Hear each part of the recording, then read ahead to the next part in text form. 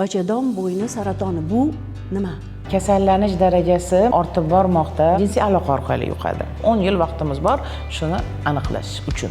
Odam papilloma virusi o'zi nima? Boshida birdaniga saraton bo'lmaydi. Bachadonni o'zini saqlab qolish qay bir bosqichgacha mumkin? Ayollarimiz, shifokorlarimiz shu haqda yetarlicha ma'lumotga ega emas. Birinchi signallar qanaqa bo'ladi va qay tarzda? Shuni davolab, farzandli bo'lgan ayollarimiz ham bor.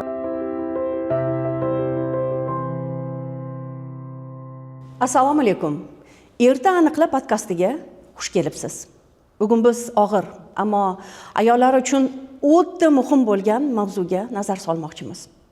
Bu bachadon bo'yni saratoni. Bu mavzuga biz teran nazar solishimiz uchun albatta soha mutaxassisini taklif qilganmiz.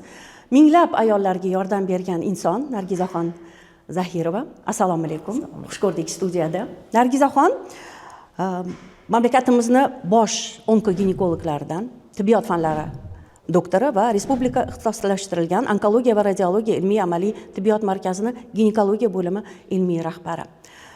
Nargizaxon Ne'matovni avvalambor oddiy, sodda tilda tushuntiradigan bo'lsangiz, bachadon bo'yni saratoni bu nima? Assalomu alaykum yana bir marta. Hozirgi kunda juda ham bir nima desam bo'ladi, aktual mavzuni ko'taribsizlar. Endi oddiy til bilan aytganda, bachadonni o'zi bir nechta demak qismlardan iborat va shu bachadon bo'yni degan qismi bor. Shu yerda bir uch xil hujayra bor, turi bor.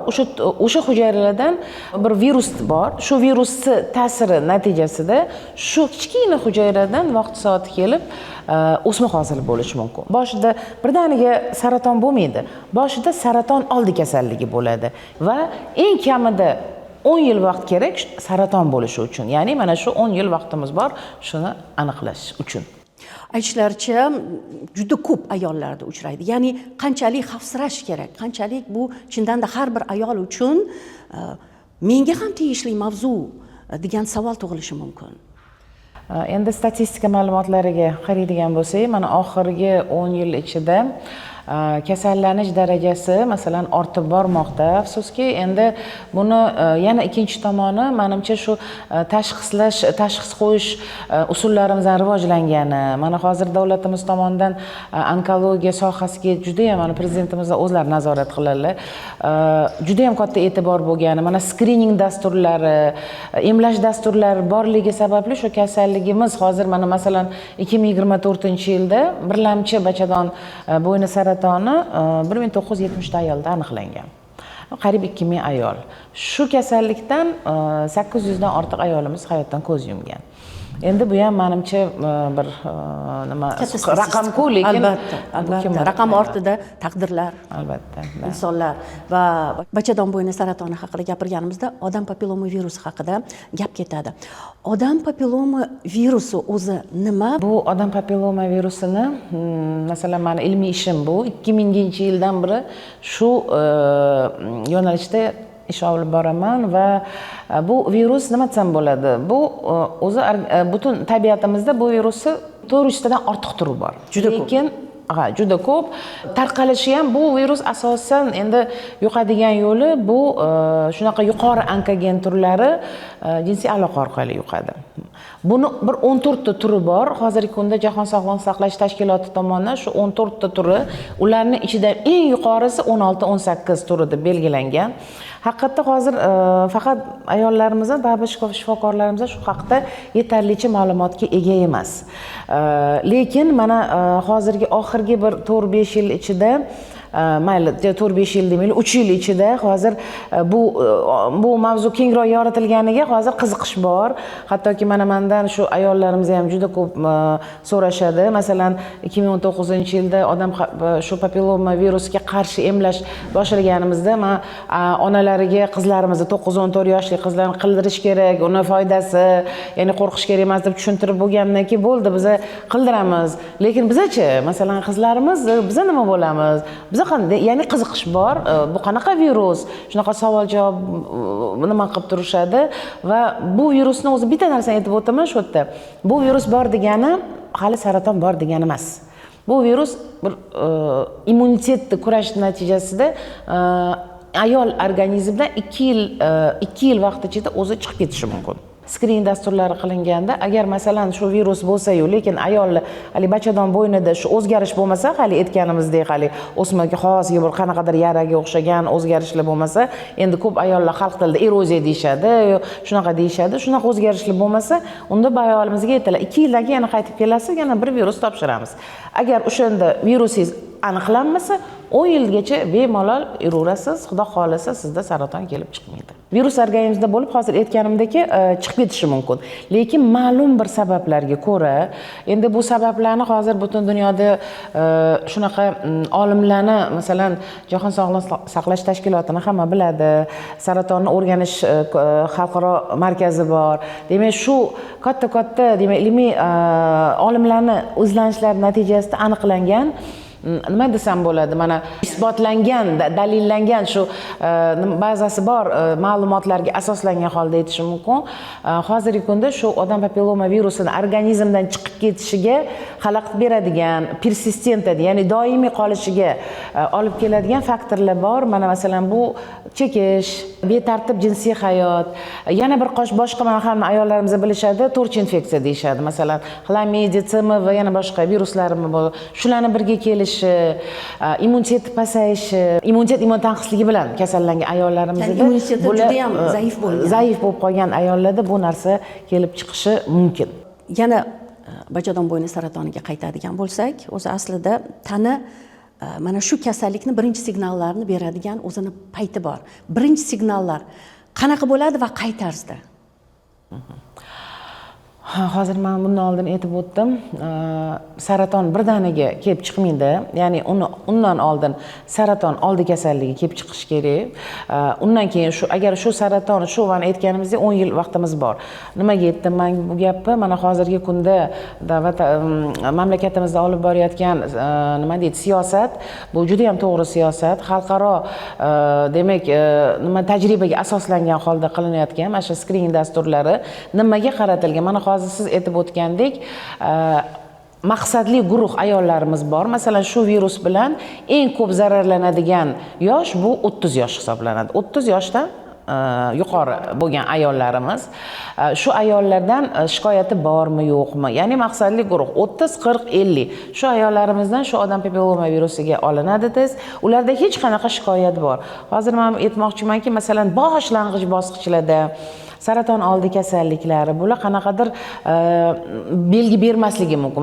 Masalan, shu virus organizmda bo'lganini ham ayol bilmaydi.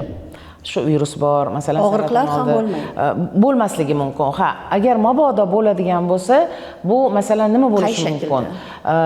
Masalan, aloqadan keyin qon ketish simptomlari bo'lishi mumkin. Qanaqadir bir suvli ajralmalar, qanaqadir bir masalan hayz siklini buzilishi. Endi albatta kasallik rivojlanib ketadigan bo'lsa, unda kuchli og'riqlar qorin pastida va belda, oyoqlar shishi va shu siyishni qiyin bo'lishligi, peshob chiqishini qiyin bo'lishligi va shunga o'xshagan simptomlar qo'shilishi mumkin, lekin boshlang'ich bosqichlarida asosan eng boshlang'ich bosqichlarda ayol o'shada kasallik borligini o'zi bilmasligi ham mumkin. Buni faqat hali aytganimizdek skrining va shifokorning ko'rigidan keyin aniqlash. Xavfli tomoni ham shundan iborat ekanda. Mutlaq sog'lomman deb yurgan inson aslida ko'rikdan o'tishi kerak. Ko'rikdan o'tish jarayoni aslida biz o'zbegim ayollariga tan olish kerak, xos bo'lmagan jarayon. Nega? Mana bugun emas ertaga, mana bu ishimni qilay, mana bu bolalarimni tashvishini joyiga qo'yay deyiladi-yu. Afsus, aksariyat hollarda keyinga qoldirilgan vaziyat mana shu ayanchli holatga olib keladi. Ko'rikdan o'tish jarayoni haqida gaplashadigan bo'lsak, bu og'riqlimi, xavflimi? Ya'ni jarayonni o'zi haqida aytib bersangiz va ko'rik haqida albatta. To'g'ri mavzuni ko'tardingiz, chunki haqiqatda bizning endi mana nima deymiz, mentalitetimiz xosligimi shunaqa oila, farzandlarim deb e'tibor berishmaydi. Bu hozirgi davlat tomonidan ko'rsatiladigan g'amxo'rlik qadriga yetishimiz kerak. Bu Alloh tomonidan berilgan ne'mat ham.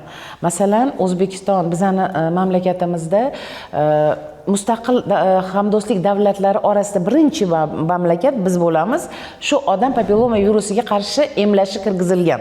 Bu ya'ni davlat hisobidan tekinga shu qizlarimiz emlanib kelinmoqda. Bu shu bachadon bo'yni saratoni bilan kurashishi birinchi yo'l, ya'ni birlamchi profilaktika deyiladi. Ikkilamchi profilaktikasi bu hozirgi skrining va erta aniqlash. Ya'ni skrining bu sog'lom, hech qanaqa nimasi shikoyatlari yo'q ayollarni, hozir aytgandek maqsadli guruh ayollarini odam papilloma virusi testi olishimiz kerak. Endi bu test olish hech qanaqa og'riqli yo'q. Ya'ni bitta bir shotkaga o'xshagan narsa bilan shunday test olinadi, bo'ldi. Uni qolganini hammasini mashina o'zi ko'rib chiqarib beradi. Bu yeri og'riq, umuman hech qanaqa og'riq bo'lmaydi, hech qanaqa bir noqulaylik sezilmaydi. Endi agar mabodo haligi virusimiz musbat chiqsa, ana undan keyin chuqurroq tekshirish kerak bo'ladi. Albatta, u ayolni uni ham men aytmayman, bu juda ham og'riqli yoki juda ham bir qanaqadir o'zgacha bir sharoit talab qiladigan deb aytmayman. Uni o'zi shifoxonada bemalol ginekolog shifokorlarimiz shuni amalga oshirsa bo'ladi. Nargizaxon, o'zi necha yoshdan ko'rikdan o'tish tavsiya etiladi va qayta o'tish muddati qay tarzda ma'qul? Albatta, shikoyatlar bo'lmasa, ya'ni qanaqadir bir hech narsa bezovta qilmasa, o'zi hozir aytganimdek, bachadon bo'yni saratonini skriningi 30 yoshdagi ayollarda boshlanadi. Endi bu odam papilloma virusini aniqlash testi bilan qiladigan bo'lsak, endi yana sitologik tekshiruv bor. Uni masalan Yevropa davlatlarida hozir masalan sitologik skrining o'tkazayotgan davlatlarimiz ham bor. Ular ham sekin-sekin hozir mana papilloma virus aniqlashga o'tishmoqda. Unda 25 yoshdan 65 yoshgacha qilsa bo'ladi. Odam papilloma virusini aniqlash testini 30 yoshdan va undan u yog'iga 50, 55, hattoki 60 yoshgacha qilsa bo'ladi. Va mana shu jarayonda deylik qayta tashxisi agar sizni ko'rikdan o'tkazayotgan tibbiyot xodimi belgilaydigan bo'lsa, qayta tashxis o'tkazish kerak deydigan bo'lsa, endi ayolda albatta tabiiy ravishda g'ulg'ula bo'ladi, qo'rquv bo'lishi mumkin. Bormayman qayta deyishi mumkin. Bu jarayon haqida biroz gapirsangiz va qayta tashxis bo'ladigan bo'lsa, u jarayon qay tarzda kechadi?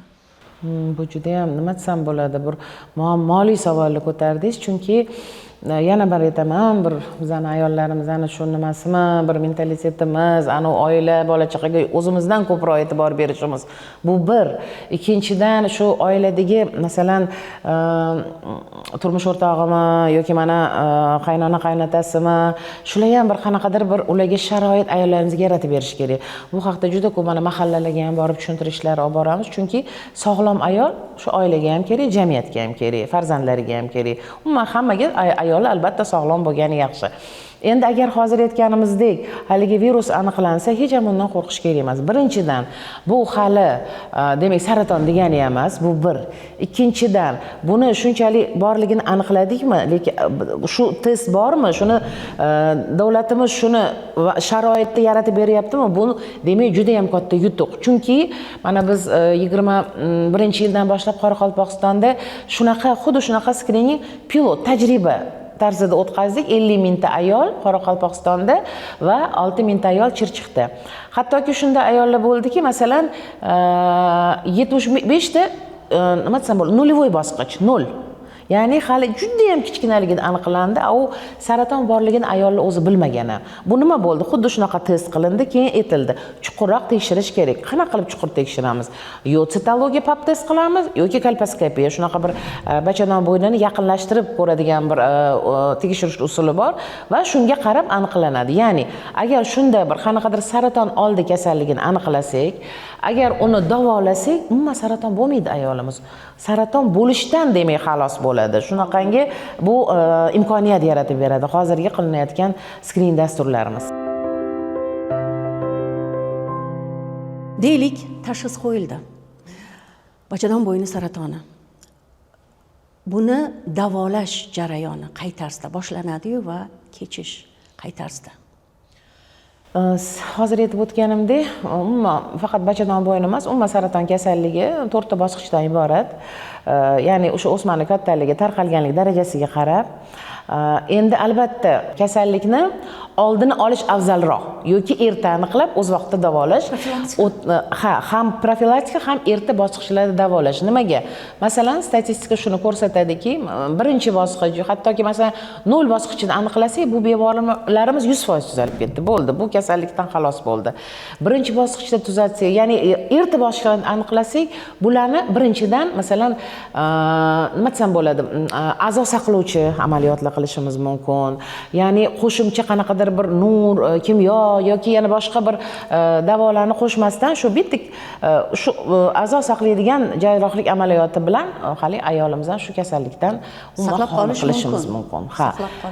Endi qanchalik kasalligimiz o'tgan bosqichlarda aniqlansa, shunchalik buni davosi ham qiyin bo'ladi, ham natijasi ham afsuski boshlang'ich bosqichda davolangandek bo'lmaydi. Bachadonni o'zini saqlab qolish qay bir bosqichgacha mumkin? Bachadonni saqlab qolish birinchi bosqichgacha mumkin. Faqat birinchi bosqichda. Agar ayollarimiz masalan farzand ko'rish istagi bo'lsa, ya'ni shu bu tekshiruvlarda biz shuni ko'rsak, shuni saqlab qolish uchun imkonimiz borligini aniq shunga umid hosil qilsak, ishonch hosil qilsak, shundagina biz shu bachadonni saqlab qolib, bunaqa bo'lgan, demak shuni davolab farzandli bo'lgan ayollarimiz ham bor. Bu Allohning ne'mati bor, bunaqalar saqlab qolsa bo'ladi. Nur terapiyasi ham albatta ma'lum bir bosqich bilan bog'liq bo'ladi. Qay bir bosqichdan nur terapiyasi qo'llaniladi va qay tarzda? Nur terapiyasi o'zi umuman masalan men bu sohada 27 yildan beri faoliyat yuritaman. Masalan, 2000-yillarda biz asosan bachadon bo'yni saratonini shu nur davo bilan davolardik. Ya'ni o'sha paytda nur terapiya bu oltin standart hisoblanardi. Endi hozirgi kunda nur terapiyani biz albatta endi shu ikkinchi bosqichdan bu yog'iga. Endi uni ham men hozir endi menimcha ayollarimizga nima desam bo'ladi, buni umumiy qilib aytaman, chunki bu o'ziga yarasha tibbiy terminlari bor, lekin asosan shu ikkinchi bosqichdan keyin qo'llaniladi 4-bosqichgacha. Endi 4-bosqichgacha o'tib ketsa, bir xillarda shu 4-bosqichda na kimyo qila olamiz, na nur qila olamiz, afsuski na bir jarrohlik amaliyoti o'tkaza olamiz. Faqat simptomatik davo o'tkazishimiz mumkin. Endi albatta hozirgi qilinayotgan har bitta harakatimiz shungacha olib kelmaslikka qaratilgan. Biz mental holatlar haqida va o'zimizga xos bo'lgan vaziyatlar haqida birozgina gap boshladik-ku, lekin ayni mana shu kasallik haqida gapirayotganimizda nafaqat kasallanganning o'zi, uni atrofidagi, yonidagilarni qo'llab-quvvatlashi, yo'naltirishi, dalda berishi bu ham muhim mavzu. Mutaxassis sifatida siz qanday tavsiyalarni berishingiz mumkin? Haqiqatda endi shuncha yilda ishlagandan keyin har xil vaziyatlarni ko'rasiz, har xil bemorlarni, har xil demak oilalarni ko'rasiz.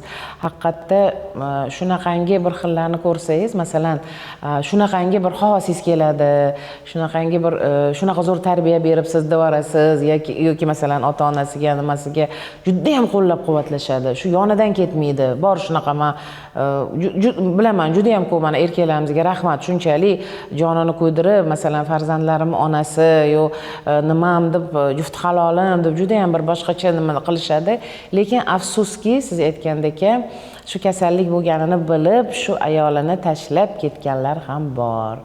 Endi bu hali o'zimiz bilamiz, dard endi Alloh tomonidan kelgan bir sinov. Endi bu sinovni o'ziga yarasha dardini bergandan keyin davosini ham beradi. Ana o'shanga ozgina umid, ishonch qilib, demak bir harakat qilsak birgalikda menimcha nima bo'ladi, lekin mana hozir men bundan oldin ham aytib o'tdim, shu kasallikka olib kelmaslikka ham iloji bor-da. Shundan foydalanishimiz kerak.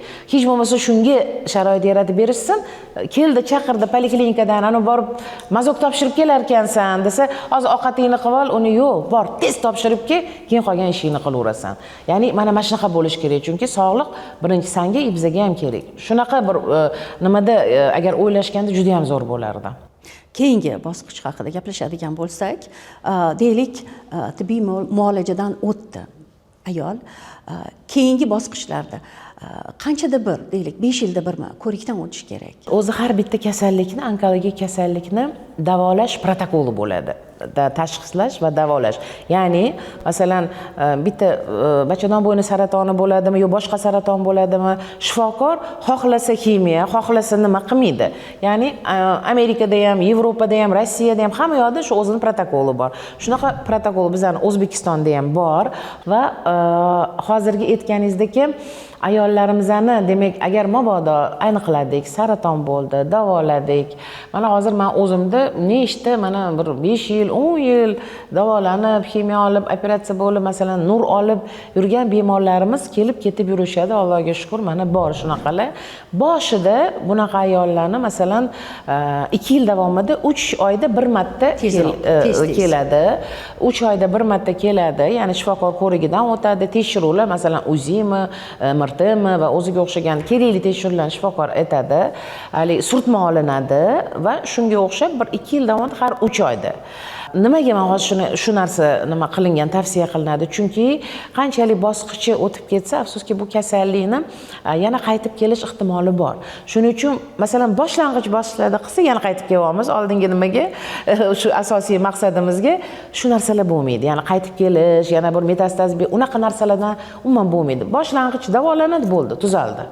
Ana shunga harakat qilishimiz kerak. Shu 5 yil davomida ayollarimizdan birinchi 2 yilda har 3 oyda, keyin 2 yilda har 6 oyda va undan keyin 1 yilda bir marta kelib tekshiruvdan o'tib turishlari kerak. Va protokol bo'yicha harakat qilinayotgan mutaxassis, ayni protokol bo'yicha harakat qilayotganingiz uchun savol beraman. Javobingizni imkon boricha o'sha boshida gaplashganimizdek oddiy qilib tushuntirib bersangiz, zero bizni tomosha qilayotgan ayollar ayni mana shu kasallikni oldini olish, kasallikka bardosh berish va harakatda bo'lish sari bo'lgan ayollarga qaratilgan va savolim qachon shifokor o'sha PET kategoriyani tayinlaydi-yu va qaysi bosqichda faqatgina KT yoki MRT bilan cheklanib qolish mumkin? Chunki bu tanlovlar juda ko'p bo'ladi. Unaqa emas, bunaqa deb mutaxassis bilan talashib ketayotganlar ham bor ekanda. To'g'ri aytasiz. Hozir mana sun'iy intellekt chiqdi. Xudoga shukr, ancha ish doktorlarning, shifokorlarning ishi yengillashib qoldi. 10 yil o'qish ham shart emas, desak bo'ladi. O'qish kerak baribir, tajriba kerak. Hozir endi mana shuni yetkazmoqchiman. Sun'iy intellekt yaxshi, demak internet yaxshi. Mana ham juda ko'p bemorlar, mana men o'qidimda internetda, uni o'qidimda, qaysi ilmiy nimada o'qidingiz deyman, qaysi saytda o'qidingiz? Ilmiy maqola o'qidingizmi? Yo'q, Google, YouTube, yo'q, endi kechirasiz. Unda afsuski hozir aytgandek, nima deydi? Dalillar yordam bermaydi deydi. Dalillarga asoslangan faktlar emas. Afsuski hozirgi mana olimlar ham bekordan bekorga olim emas. Har bitta masalan shu dorini shu onkologik kasalga demak buyurishdan oldin shu dori 3 ta etapdan o'tadi. Masalan, oldin probirkada, keyin eksperimental hayvonlarda, keyin va dobrovolец nima deydi, o'zi xohlab nima qiladigan 3-fazasi deymiz, ko'ngillilarda o'tkaziladi va undan keyin shuni hammasini haqiqatda yordam berar ekan degandan keyin ommaga chiqaradi. Ya'ni aytmoqchimanki, bu shunday dori keldi, ishlab chiqdi, yo'q, unaqa bo'lmaydi. Xuddi shunga o'xshagan har bitta ma'lumot ham agar o'qiydigan bo'lsa, men aytaman, juda ham o'qigingiz kelsa, borib shunday shu tibbiy nimalarga kiring, nima deydi, ilmiy maqolalarni o'qing agar haqiqatda bir narsa bilmoqchi bo'lsangiz. Mana hozirgi mana PET-KTimiz masalan, Xudoga shukr bizda mana shu 2018 menimcha adashmasam respublikamizga keldi. Hozircha albatta xususiy, lekin mana hozir agar xabaringiz bo'lsa, biz yangi onkologiya markaziga o'tgan yili mana davlat rahbarimiz o'zlari kelib ochib berdilar. O'tgan yil 29-avgustda suhbatlashganmiz ular bilan. O'sha vaqtda ishingiz juda ham qiyin, sizni ishingiz bilasizmi degandilar. O'sha esimda bor. Haqiqatda bizning ishimiz qiyin bir nimalardan, sohalardan bittasi va o'shanda hozir mana PET-KT umuman hamma yangi nima qanaqa zamonaviy asbob uskuna bo'lsa hammasi bor. Shifokorlarimiz chet ellarda o'qib kelgan. Hozir masalan, qayerdir chet elga borish, Rossiya, Turkiya, Hindiston umuman hojat qolmadi. Hamma narsa shu yerda bor. Endi o'sha PET-KT ham mana Xudo xolasa bizda bo'ladi. Shu PET-KT birinchi chiqqanda albatta shifokorlar uni tushuntirardi. Masalan, u ham bir nurlanishni bir turi. aytaylik, MRT albatta MRT u magnitni nima lekin masalan KTni ham o'ziga yarasha bir nurli tashxis usullari deyiladi-da bular o'zi umuman tibbiyotda. Shuning uchun uni ham bir qanaqadir ko'rsatmasi agar juda kerak bo'lsa shifokor aytadi. Masalan, hozir aytganimizdek, agar 3 oyda bir kelib ketadi dedim-ku, mana masalan tuzalgan bemorlarimiz. Shularga ham masalan har 3 oyda aytmaymiz, yo'q, to'xtang, qani, yaxshi bo'lsa oldin ultratovush tekshiruvi, kerak bo'lsa 6 oyda bir marta shu KT yo MRT qilamiz. 1 yilda bir marta, 2 yilda bir marta PET qilamiz. Hozir mana hamma bildi, eshitdi, PET rakka aniqlar ekan, saratonni aniqlar ekan, bo'ldi, ketdik PET qilamiz. Yo'q. U faqat saraton tashxisi qo'yilgan bemorlarda kasallik tarqalganlik darajasini aniqlashda bizga yordam beradi. U masalan hozir aytganimdek kichkina bir o'sma bo'lsa, masalan bachadon bo'ynida boshlang'ich bo'lsa aniqlamasligi mumkin.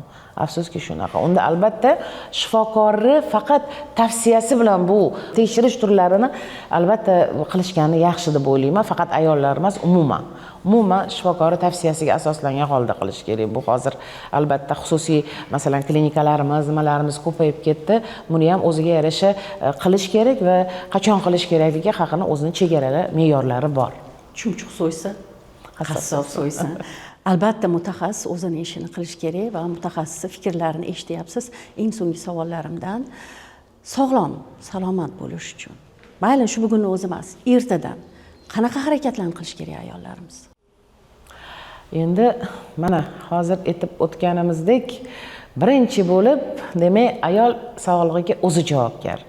Hech kim emas. Sog'liq birinchi bo'lib ayollarning o'ziga kerak. Shuning uchun albatta keyin oilasiga, masalan yaqinlariga, jigarlariga kerak. Shuning uchun hozir aytganimdek, mana hozir skrining dasturlari O'zbekistonda, masalan qo'shni Qozog'iston yoki Tojikiston, Qirg'izistonda shunaqa davlat dasturlari yo'q hali. Odam papilloma virusini aniqlashga qaratilgan, tekinga olib, shu ayol haligi surtma oladimi, sitologiya qiladimi, kolposkopiya qiladimi, shunaqa shart-sharoitlar bor.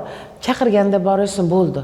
Mana aniqlashga virusmi, bormi, oldi. Xo'p, masalan virus agar mabodo hech narsa chiqmasa bo'ldi. Ayollarni 10 yildan keyin kelasizlar. Bu 10 yilgacha xudo xolasa hech qanaqa bachadon bo'yni saratoni kasalligi bo'lmaydi deb bemalol xudo xolasa yurishadi. Endi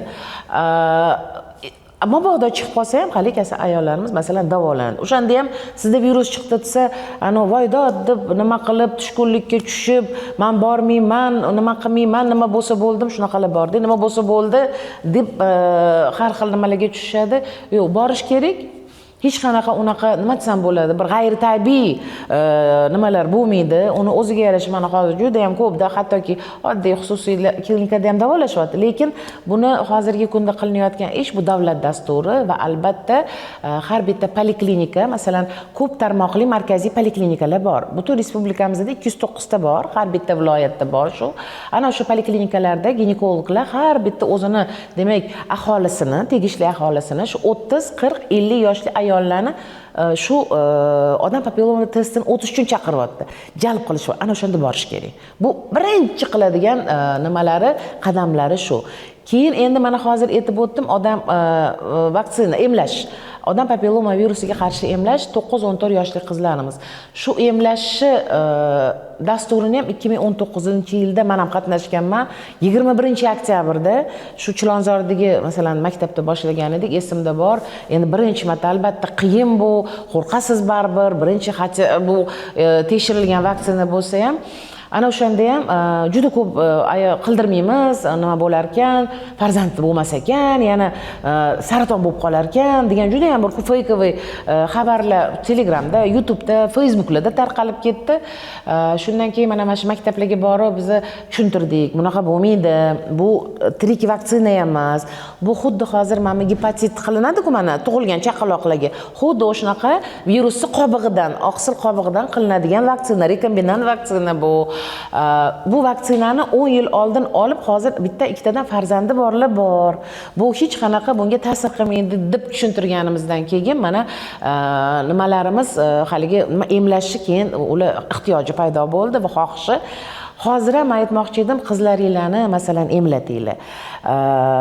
Buni albatta bu qizlarimiz o'zi o'sha balog'at yoshiga yetib, turmushga chiqib, demak shu 25-30 yoshliga yetganda 70% bachadon bo'yni saratonidan saqlangan bo'ladi. Chunki o'sha vaksinani ichida 16-18 turiga qarshi qilinadi. Bu eng ko'p 70% o'sha saratonni chaqiradigan turiga qarshi qilinadi.